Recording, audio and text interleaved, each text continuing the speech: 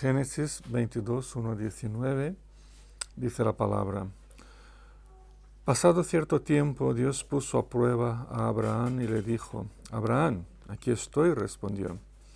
Y Dios le ordenó: toma tu hijo, el único que tienes y al que tanto amas, y ve a la región de Moria. Una vez allí, ofrécelo como holocausto en el monte que yo te indicaré. Abraham se levantó de madrugada y ensilló su asno.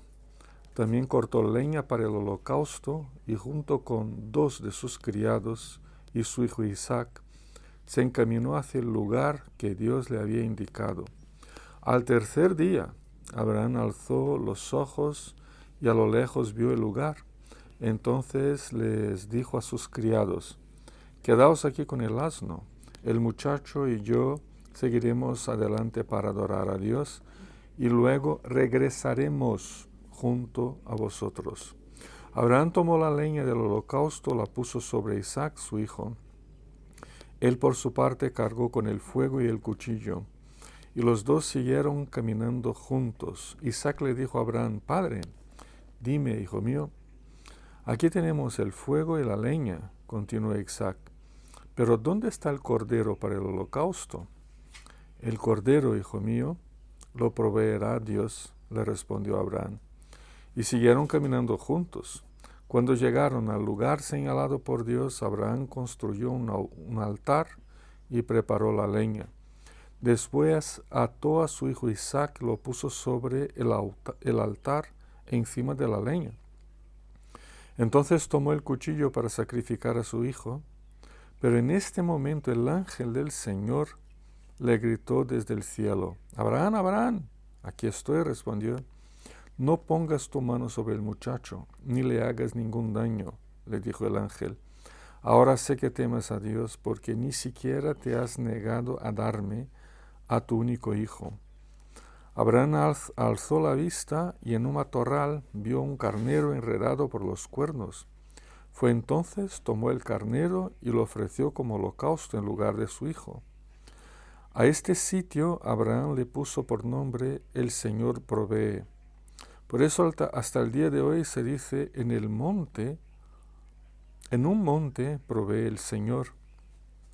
El ángel del Señor llamó a Abraham por segunda vez desde el cielo y le dijo: como has hecho esto y no me has negado a tu único hijo, juro por mí mismo, afirma el Señor, que te bendeciré en gran manera y que multiplicaré tu descendencia como las estrellas del cielo y como la arena del mar. Además, tus descendientes conquistarán las ciudades de sus enemigos. Puesto que me has obedecido, todas las naciones del mundo serán bendecidas por medio de tu descendencia. Abraham regresó al lugar donde estaban sus criados y juntos partieron hacia Berseba, donde Abraham se quedó a vivir. Amén.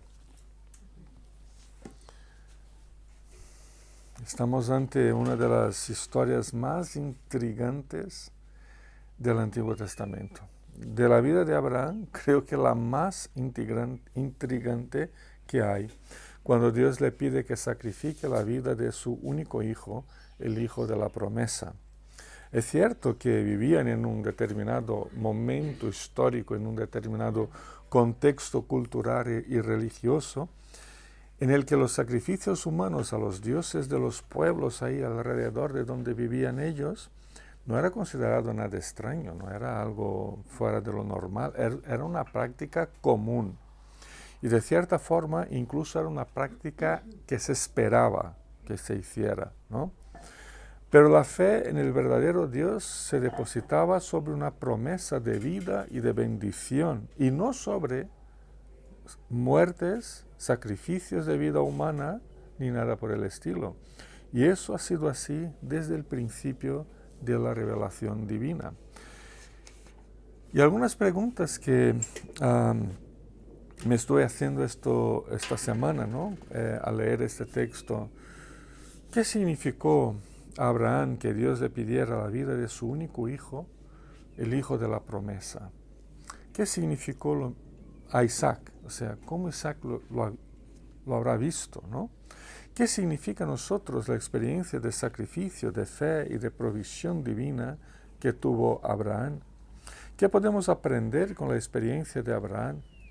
Y para saber cómo aplicar un poco esta historia a nuestra propia vida, creo que debemos empezar comprendiéndola un poco mejor y también sus diferentes matices, porque hay muchas cosas aquí que están conectadas y que forman un todo, un conjunto. Así que vamos a ello. Primer versículo, versículo número 1 del capítulo 22 de Génesis. Dios puso a prueba a Abraham. Voy sacando expresiones del texto, ¿vale? La primera expresión es esa. Dios puso a prueba a Abraham. Dios parece que quiso probar la fe de Abraham, no porque se le acababa su fe o porque se estaba desviando de la fe, ni mucho menos por albergar algo de dudas en su corazón, nada de eso. Las pruebas de Dios no son castigos ni reprimendas, más bien son instrumentos de crecimiento, instrumentos de edificación.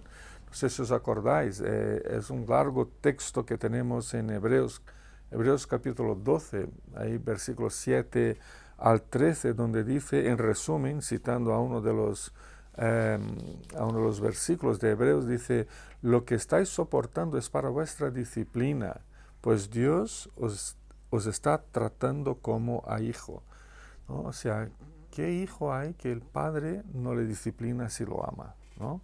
Si falta la disciplina equilibrada, correcta en el Señor, también le falta el amor. Pues no necesitamos temer a las provaciones que nos vienen de Dios. Temamos, eso sí, las consecuencias de nuestros propios pecados. Ese sí es el problema. No siempre lo vemos de esa manera, ¿no? Porque de hecho las pruebas, las tribulaciones, nos suelen doler, a veces duelen mucho y frecuentemente nos confundimos por lo que consideramos las pérdidas o los sufrimientos y los dolores de las situaciones que nos vienen, ¿no? Que nos toca vivir. Pero no hay que temer las provaciones porque son disciplinas de Dios, fruto de su amor por nosotros. Debemos temer, eso sí, las consecuencias de nuestros malos actos, de nuestros pecados. Así que, en primer lugar, lo que tenemos que entender es que Dios puso a prueba a Abraham y también a nosotros casi que cada día de nuestra vida, ¿no? En segundo lugar, si vamos al versículo número 2, vemos que dice, toma a tu hijo, el único que tienes, y al que tanto amas, ofrécelo como holocausto. Toma a tu hijo, es el único que tienes, es el hijo que tanto amas, y ofrécelo como sacrificio, un sacrificio humano, una muerte. La manera como Dios se refiere a Isaac es interesantemente progresiva, ¿no? Hola. Es interesantemente progresiva, ¿no? Cada frase le acrecienta un cierto grado más a lo que enseguida Dios le pediría a Abraham, ¿no? Se va formando una tensión creciente aquí en el texto, en el versículo 2. Toma tu hijo, número 1. Número 2, es el único que tienes. Número 3, al que tanto amas. Entonces va creciendo, ¿no? Es creciente, es progresivo, hasta que llega a un clímax que es la muerte, y ofrécelo como holocausto. Es una tensión creciente que llega a una petición muy extraña, una petición contradictoria, puesto que el versículo 12 del capítulo anterior, del capítulo 21:12, Isaac ha sido confirmado por Dios como el hijo de la promesa. Y ahí en el capítulo 21:12 dice el Señor, porque tu descendencia se establecerá por medio de Isaac, no por medio de Ismael, o de los tantos otros hijos que tuvo Abraham, ¿no? Sabemos que tuvo otros tantos hijos, pero vale, no. La descendencia de la promesa se establecería por medio de Isaac. Es contradictorio. Dios le dice eso y pasado no sé cuánto tiempo, o unos días o unos años, Dios le pide que le ofreciera en holocausto a ese hijo. ¿Cómo podía explicarse a Abraham que Dios le prometiera algo y enseguida se lo quitara? Porque sí. ¿Puede Dios hacer cosas así? ¿Puede Dios jugar con nosotros de esa manera? ¿Cómo se lo habrá tomado Abraham? ¿Cómo lo tomaríamos tú y yo? Seguramente Abraham tuvo sus dudas, no digo que no, tuvo sus dudas, tuvo sus preguntas, tuvo sus luchas internas, posiblemente haya llorado toda la noche. Era tan humano como tú y yo, como nosotros. O sea, no había diferencia de grados de humanidad o de espiritualidad entre Abraham y nosotros. Pero al igual que nosotros, tenía también una verdadera fe en Dios, que lo hizo someterse a la palabra de Dios. Si vamos volviendo al capítulo 22, si vamos al versículo 3, ahí dice que se levantó de madrugada y se encaminó hacia el lugar que Dios le había indicado, ¿no? O sea, aquí el texto no se preocupa tanto por los sentimientos de Abraham, por los razonamientos de Abraham, por si se enfadó con Dios o no. No, el texto simplemente dice que eso lo suponemos nosotros, porque era humano como lo somos nosotros, pero el texto puso su énfasis no en los dramas personales que habrá vivido Abraham toda la noche, luchando consigo mismo, luchando con Dios, pero el énfasis es que él era creyente y se levantó de madrugada y se encaminó hacia el lugar que Dios le había indicado. O sea, que respondió positivamente con la fe a la palabra de Dios, aunque muchas cosas no le cuadraban para nada. Aunque tengamos dudas y preguntas, la verdadera fe nos lleva siempre a los pies de Jesucristo y no a otro lugar, no a otro estado de vida. No nos sometemos a la voluntad de Dios porque la comprendemos perfectamente, o porque estamos totalmente de acuerdo con ella, o porque satisface nuestras expectativas. No. Nos sometemos a la voluntad de Dios porque le conocemos por la fe y sabemos perfectamente que hace lo mejor para sus hijos, incluso el haber sacrificado el suyo en nuestro lugar en la cruz. Número 3, seguimos con el versículo 2. El versículo 2 dice, y ve a la región de Moria, en el monte que yo te indicaré. La región a donde debería dirigirse Abraham se quedó conocida por el nombre de Moria. Se convirtió en un lugar muy especial porque ha sido donde más tarde, muchísimo más tarde, se construyó el templo de Salomón, ¿no? Segunda de Crónicas, capítulo 3, ¿no? El templo en Jerusalén estaba construido exactamente sobre ese mismo lugar, donde se daría el sacrificio de Isaac. Y muy, muy cerca del Calvario, donde Jesucristo habría de ser sacrificado 2000 años después. El Salmo 24, versículo 3, hace una interesante referencia a este monte, a este lugar, al preguntar, ¿quién puede subir al monte del Señor? ¿Quién puede estar en su santo lugar? Así que desde la perspectiva del Salmo 24, el monte del Señor es como casi sinónimo del propio Dios, ¿no? Porque ahí estaba el templo, ahí estaba la morada de Dios. ¿Quién puede estar en ese santo lugar? Nadie, porque había un velo que separaba los seres humanos de Dios, ¿no? Que se parte en dos de arriba abajo con la muerte de Cristo. Todo eso pasa ahí, no digo en la misma piedra donde Abraham levantó el altar, pero en esa misma zona, en ese mismo monte, ¿no? Todo pasa ahí. Es importante observar que el significado del nombre hebreo Moria es muy interesante. Significa lugar de la provisión de Dios. Curioso porque, claro, ese texto fue escrito después de los acontecimientos, ¿no? Y ya cuando Moisés escribe este texto, antes de que Abraham le diera este nombre al monte, pues Moisés ya le había registrado, ¿no? Ya le había registrado. Es el lugar de la provisión de Dios, como vemos, versículo 14 de este capítulo 22. Así que reconocemos la importancia de este nombre para el contexto de la experiencia de Abraham, puesto que refleja su fe en que Dios ha de proveer tras el sacrificio de Isaac. Ese es el sentido que tiene este monte, ¿no? O que tiene su nombre. Dios ha de proveer tras el sacrificio de Isaac, no antes. Esa es la perspectiva que tenía Abraham.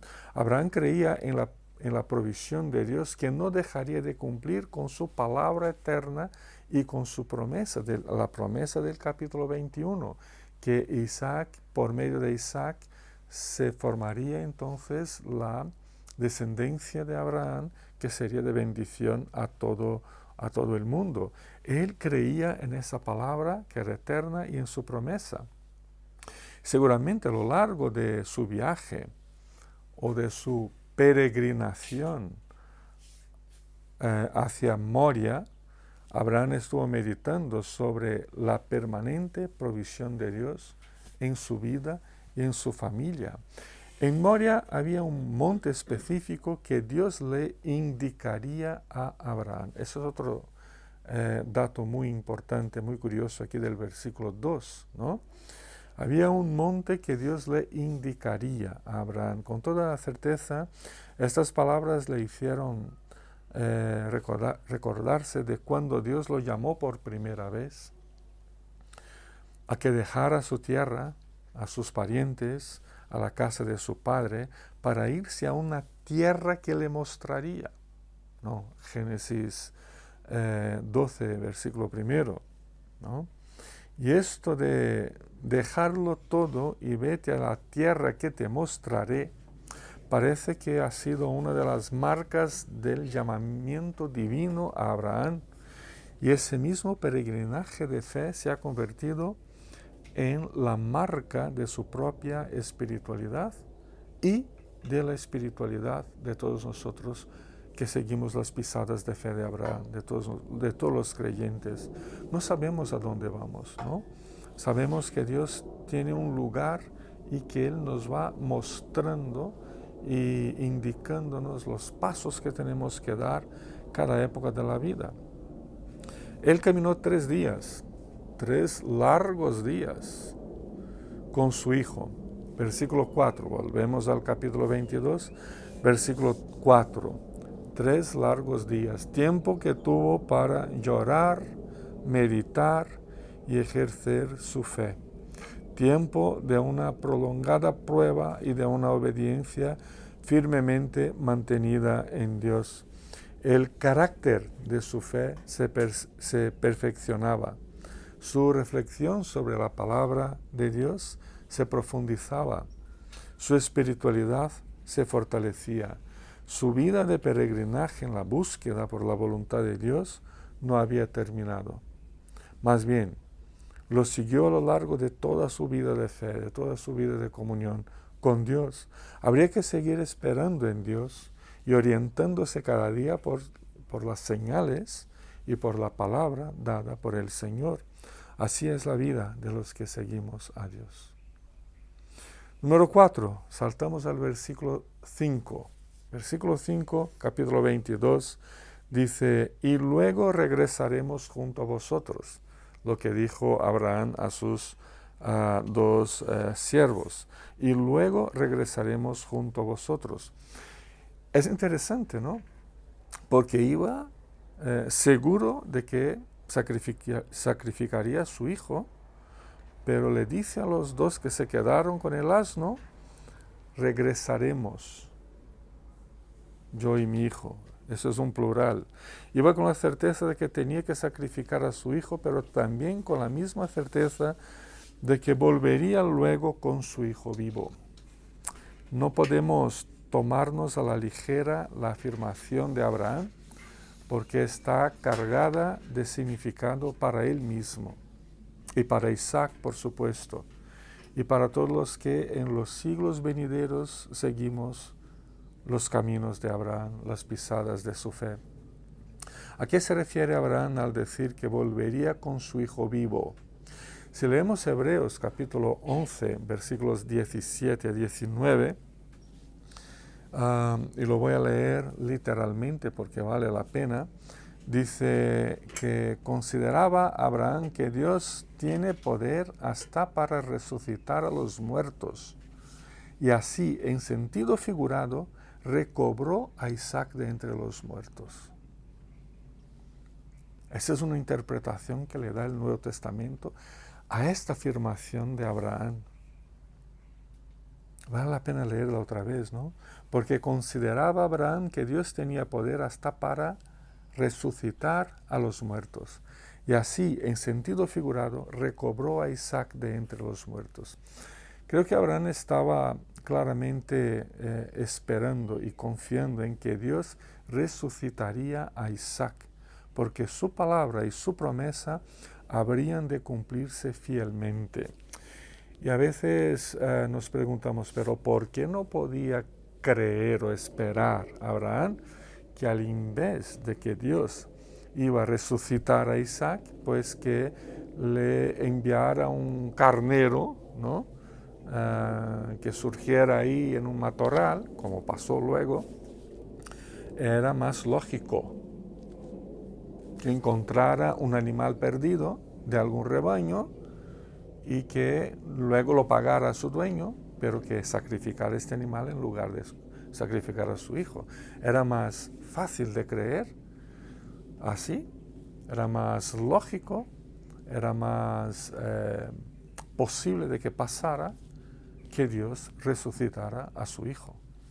Pero no, la interpretación del Nuevo Testamento dice que él no esperaba encontrar un carnero, por más posible que fuera, porque había muchos rebaños por esta zona, ¿no?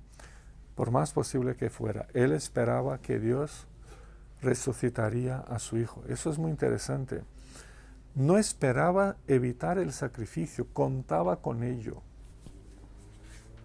pero mantenía encendida en el corazón la llama de la fe en el poder de Dios de resucitar al hijo de la promesa. Isaac cargó con la leña sobre sus hombros. Abraham llevó el fuego y el cuchillo, y los dos siguieron caminando juntos. Versículo 6. Al leer que Isaac cargó con la leña, inevitablemente, ¿de qué nos acordamos? Nos acordamos de Cristo cargando con el madero, con la cruz, yendo al camino del Calvario, lugar incluso muy, muy cerca de donde estaba Abraham con su hijo Isaac, ¿no? Jesús salió cargando su propia cruz hacia el lugar de la calavera o del Calvario. Juan capítulo 19, 17. Aquí tenemos una clara tipología, una clara vinculación entre la muerte y la resurrección de Cristo, donde la víctima también era un hijo y el ofertante también era un padre, siguen lado a lado caminando en pro de la salvación de los seres humanos. Como caminó el hijo y el padre, Isaac y Abraham, lado a lado, uno cargando con el madero y otro cargando con el cuchillo y el fuego, caminando en fe hacia el sacrificio mortal y la inevitable resurrección. ¿Y el Cordero dónde está? Es la pregunta que le da todo el sentido a esa tipología, a esa comparación, ¿no? El Cordero, hijo mío, lo proveerá Dios. Y siguieron caminando juntos, versículos 7 y versículo 8 del capítulo 22 de Génesis. Abraham sabía muy bien que el sacrificio se realizaría de cualquier manera, era inevitable. Incluso reconocía que su hijo iba a sustituir al Cordero en ese sacrificio. Pero su afirmación de que Dios proveerá refleja con exactitud su obediente fe en la palabra de Dios. Eso nos muestra que la vida de Abraham era una vida que dependía de la fe y no de las obras meritorias, no de su propio poder. Él no tenía nada que hacer a no ser confiar y esperar confiadamente por la obra de Dios y no depender de sus propios esfuerzos y obras personales. El peso está en la obra de Dios y no en nuestros méritos o esfuerzos personales. Número 5, vamos al capítulo 22 de Génesis, versículo 9 y versículo 10. Y es muy importante notar, os pido que estéis con el texto porque vamos a ver que hay una progresividad aquí también, ¿no? Notamos que la narrativa ahora se cuenta con más detalles. El ritmo de la historia ahora avanza más despacio, o sea, tenéis que imaginarnos como si fuera una película, ¿no? Todo lo que pasó en la narrativa con una determinada velocidad, un poco rápido, sin muchos detalles. De repente, lo que era un poco rápido se ralentiza y va más despacio, y eso es lo que tenemos aquí. Cambia el ritmo, la velocidad de la historia. Vamos a ello. Cuando llegaron al lugar señalado por Dios, Abraham construyó un altar y preparó la leña. Después ató a su hijo Isaac y lo puso sobre el altar, encima de la leña. Entonces tomó el cuchillo para sacrificar a su hijo. ¿Veis que cambia la velocidad de la narrativa? Ahora hay un montón de detalles. Antes no, antes se levantó de madrugada y se puso a camino, ¿no? Cuando 3 días después, o sea, 3 días, o sea, salta toda la historia de lo que pasó en esos 3 días de viaje, ¿no? Nos deja caer con la imaginación un poco activada, intentando pensar en cómo fue ese viaje, pero salta todo eso. Pero cuando llegamos aquí, hay un cambio de velocidad, ¿no? Leemos otra vez. Cuando llegaron al lugar señalado por Dios, Abraham construyó un altar y preparó la leña. Después ató a su hijo Isaac y lo puso sobre el altar, encima de la leña. Entonces tomó el cuchillo para sacrificar a su hijo. Así que la verdad es que podemos captar cada momento de lo que sucedió, cada suspiro, cada detalle, cada mirada entre Abraham e Isaac y cada lágrima. Pero captamos también el contorno de la fe de ambos, de la confianza de que Dios cumpliría fielmente con su palabra y la esperanza de que el Cordero resucitaría por el poder de Dios. Esa era la fe, captamos todo eso, captamos esa fe, cada latido de ambos corazones, cada mirada entre ellos, porque Isaac no era un niño pequeño, no era un bebé, era ya joven, como mínimo adolescente, ¿no? Como mínimo adolescente. Pero la idea es que la historia ahora se acerca a su clímax, ¿no? Versículo 11 y 12 dice, pero en ese momento, por eso tenemos muchos detalles en los versículos anteriores, porque en ese mismo momento el ángel del Señor le gritó desde el cielo. Aquí es donde encontramos todo el significado del pasaje y todo el significado de la experiencia de Abraham. El ángel del Señor es una teofanía que ya os he explicado un montón de veces en otras ocasiones, ¿no? Es una teofanía, o sea, era el propio Cristo que se manifestaba en forma de ángel y esa no había sido la primera vez. En el capítulo 18, ¿no? Cuando anuncia a Abraham el desastre que iba a pasar en Sodoma y Gomorra, los 3 ángeles, uno de ellos tenía el título de El Señor, con todas las letras en mayúscula, el Yahweh en hebreo, ¿no? el Dios de la zarza ardiente, o sea, el propio Dios, el propio Cristo. La forma autoritativa con que le hablaba el ángel, asumiendo el lugar de Dios, si no podéis ver ahí en el versículo 11 y 12, el ángel habla como si fuera un ángel, pero luego dice, y veo que me has obedecido a un ángel, que los ángeles no tienen que darnos órdenes ni nada, ¿no? Pero es que no era un ángel, solo tenía esa apariencia, era el propio Señor, el propio Cristo, ¿no? Cristo aquí asume el lugar de Dios al reconocer que Abraham no le ha negado a darle a su hijo. Precisamente esta afirmación de Cristo a Abraham, versículo 12, si podéis mirar en el texto, ahora sé que temes a Dios, pues ni siquiera te has negado a darme a tu único hijo.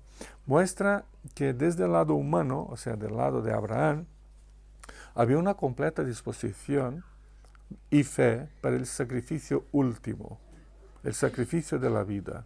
Pero desde el lado de Dios, toda la devoción, fe, fidelidad son percibidas y son apreciadas, y ninguna herida fue permitida. Estas palabras del texto parecen responder adecuadamente a las angustiosas preguntas del profeta Miqueas. Miqueas capítulo 6, los versículos 6 y 7, cuando el profeta pregunta, ¿cómo podré acercarme al Señor y postrarme ante el Dios Altísimo? ¿Podré presentarme con holocaustos o con becerros de un año? ¿Se complacerá el Señor con miles de carneros o con 10,000 arroyos de aceite? Ofreceré a mi primogénito por mi delito. Ofreceré a mi primogénito al fruto de mis entrañas por mi pecado. Y la respuesta la tenemos luego a seguir, ¿no? La respuesta de Dios a estas preguntas del profeta Miqueas viene luego a seguir cuando dice, practicar la justicia, amar la misericordia y humillarte ante tu Dios. Eso es lo que el Señor busca ver en la vida de uno. Practicar la justicia, amar la misericordia y humillarte ante tu Dios. No hace falta ofrecer primogénitos, no hace falta ofrecer, aquí dice 10,000 arroyos de aceite, imagínate la cantidad de aceite, con el precio que está el aceite hoy, ¿no? O miles de carneros, ¿no? O sea, no hace falta eso. ¿Qué es lo que busca el Señor en nuestras vidas? Justicia, misericordia, humildad. Eso ha sido lo que hizo Abraham en Moria, donde el Señor provee. Demostró toda la justicia, la misericordia y su humildad ante el Señor. Eso ha sido lo que hizo Abraham a lo largo de toda su vida, no solo en ese momento, convirtiéndose en el padre de los que creen en Jesucristo y de Él reciben la provisión definitiva para la vida eterna. Es nuestro Padre en la fe. Eso es lo que hacen todos los que creen en Cristo y que depositan sus vidas enteras y humildemente en sus manos. Se trata de un tema de fe y no de méritos. Por último, vamos al versículo 13, volvemos al capítulo 22 de Génesis. Versículo 13. Tomó el carnero y lo ofreció como holocausto en lugar de su hijo. Tomó el carnero y lo ofreció como holocausto en lugar de su hijo. El sacrificio sustitutivo del carnero apunta de forma certera al Cordero de Dios que quita el pecado del mundo, a Cristo. Juan capítulo 1, 29. A Cristo que se sacrificó voluntariamente pagando el precio para que fuéramos limpiados por Dios de todos nuestros pecados. Cristo es la suprema provisión de Dios para los seres humanos, para todos nosotros.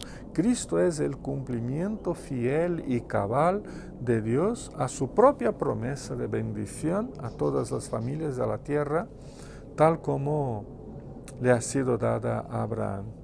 Quiero concluir, por tanto, con las palabras de Hebreos, capítulo 6, versículo 13 a 20, donde encontramos un bellísimo resumen de esta historia de sacrificio, de fe y de provisión divina. Dice, cuando Dios hizo su promesa a Abraham, como no tenía nadie superior por quien jurar, juró por sí mismo. Y dijo, te bendeciré en gran medida y multiplicaré tu descendencia. Y así, después de esperar con paciencia, Abraham recibió lo que Dios le había prometido. Por eso Dios, queriendo demostrar claramente a los herederos de la promesa que su propósito es inmutable, lo confirmó con un juramento. Lo hizo así para que mediante la promesa y el juramento, que son dos realidades inmutables en las cuales es imposible que Dios mienta, tengamos un estímulo poderoso los que buscando refugio nos aferramos a la esperanza que está delante de nosotros. Tengamos como firme y segura ancla del alma una esperanza que penetra hasta detrás de la cortina del santuario, hasta donde Jesús, el precursor, entró por nosotros, llegando a ser sumo sacerdote para siempre, según el orden de Melquisedec. Pues con Abraham aprendemos que el sacrificio de Jesucristo y la fe verdaderamente depositada en él nos conduce a la provisión eterna de la salvación divina y nos conduce a vivir la fe bajo la provisión diaria de nuestro Padre bondadoso. Abramos a Él nuestra vida y nuestros corazones. Amén.